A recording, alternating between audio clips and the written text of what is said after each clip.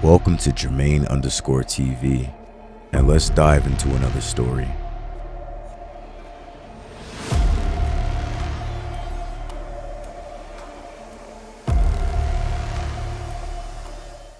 I'm writing this in a hurry.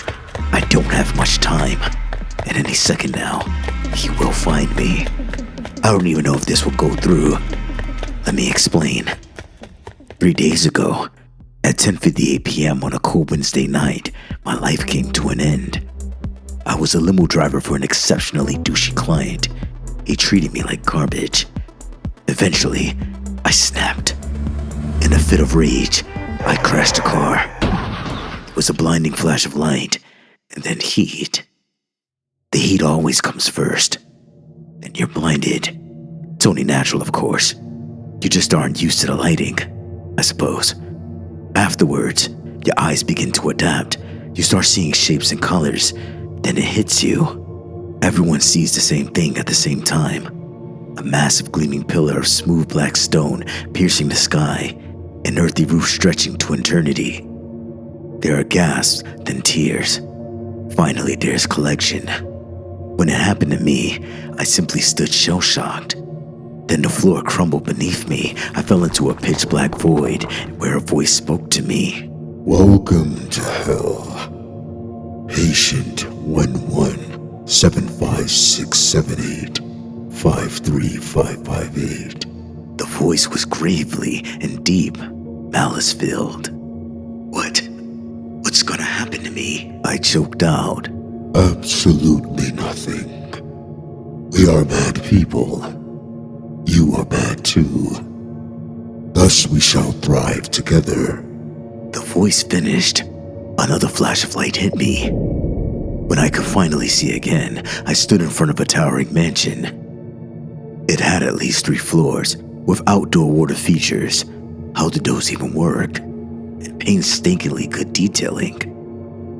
3 supercars sat in the garage, though I couldn't see the brands. To my left stood a short, red man with horns. I shrieked and jumped back, but he didn't even look at me. Instead, he spoke. 2 people in 1 go. That's impressive. You will sleep here in the morning. You will work grueling labor to make up for your sins. Afterwards, we offer you a choice. My first night in hell was a restless night. I tossed and turned in an extremely comfy bed.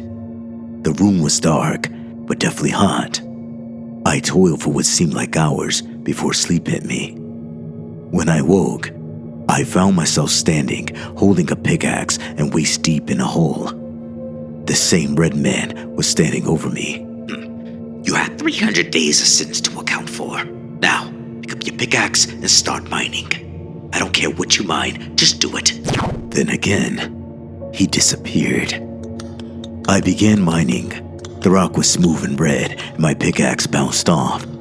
Eventually, I found a more effective stance and began to claw my way through. After about an hour of digging, I heard more clanging from my left. Hey, hello? I asked, hoping for a response. Yes, who are you? A sharp, tiny voice pierced through the boiling hot day. I am a patient, same as you. How many days do you have? Oh, me? I'm done. But sticking around here is better. He said. What do you mean? Don't you want to go to heaven? I interrogated. No, but they gave me the option.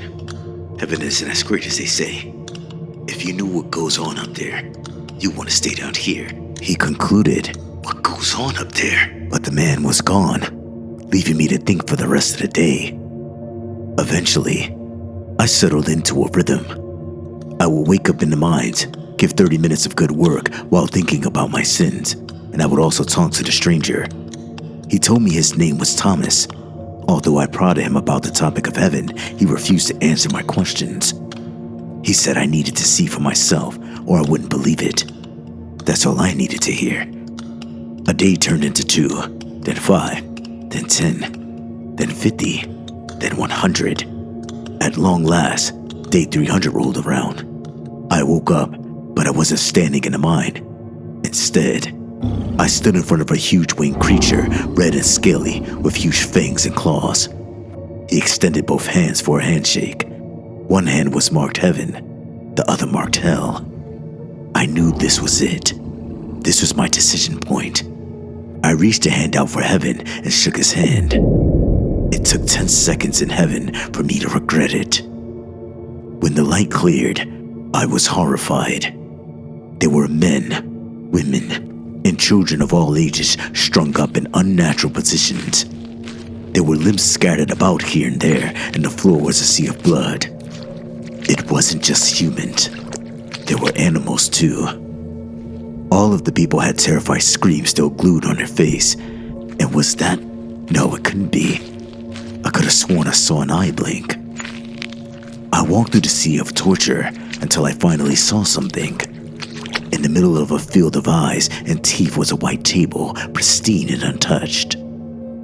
A woman was laid on the table, and a man stood over her.